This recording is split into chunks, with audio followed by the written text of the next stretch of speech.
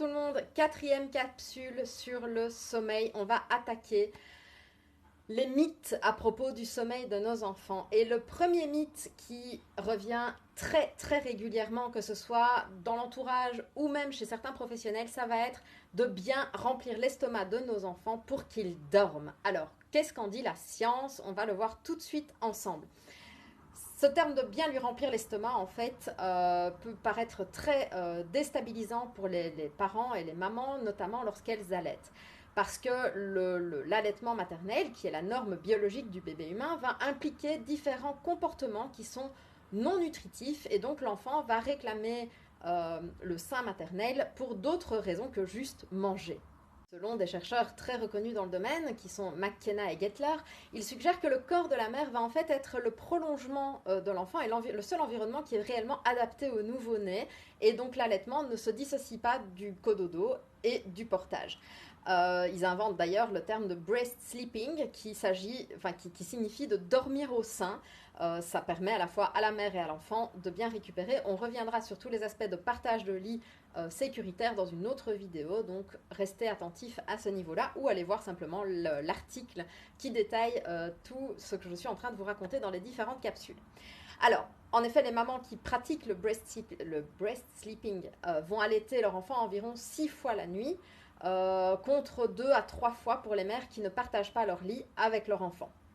Par contre, ces mères qui font de l'allaitement de nuit en continu ne se rendaient pas compte du nombre de fois qu'elles allaitaient la nuit et dormaient en moyenne plus que celles qui donnaient le biberon, par exemple. Alors, est-ce que cette croyance que les enfants qui sont nourris au biberon de lait infantile, donc de préparation pour nourrissons, est-ce que ces enfants vont réellement mieux dormir la nuit que les enfants allaités? Eh bien, figurez-vous que les études ne montrent pas vraiment d'association entre la façon de nourrir l'enfant et le sommeil. En effet, selon la maturation de l'enfant, on l'a vu dans les précédentes vidéos, les enfants vont dormir de façon très différente et donc cette association entre sommeil et alimentation peut être très trompeuse.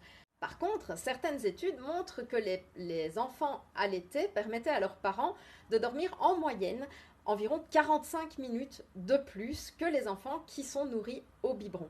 Concernant les céréales qu'on propose d'ajouter aux préparations commerciales pour nourrissons, eh bien, figurez-vous que l'effet observé a été inverse. C'est-à-dire qu'on conseille généralement aux parents de mettre un petit peu de céréales dans le biberon du soir pour bien caler l'enfant pour qu'il dorme toute la nuit. Eh bien, figurez-vous que sur une étude qui a évalué des enfants pendant plusieurs semaines, ils se sont rendus compte que ceux qui étaient nourris au biberon avec des céréales dormaient moins bien et de façon moins continue que les enfants qui ne recevaient pas de céréales. Ainsi, les chercheurs en ont conclu en fait que ce n'est pas la façon de nourrir l'enfant, que ce soit au sein, au biberon, avec du lait maternel ou avec des préparations commerciales pour nourrissons qui allait influencer le sommeil de l'enfant, mais que simplement la manière de nourrir l'enfant allait influencer la perception de la mère sur le sommeil de son enfant. Et en fait, les mamans qui donnaient des préparations commerciales pour nourrissons au biberon avaient tendance à surestimer la qualité et la durée de sommeil de leur enfant, contrairement aux autres mères.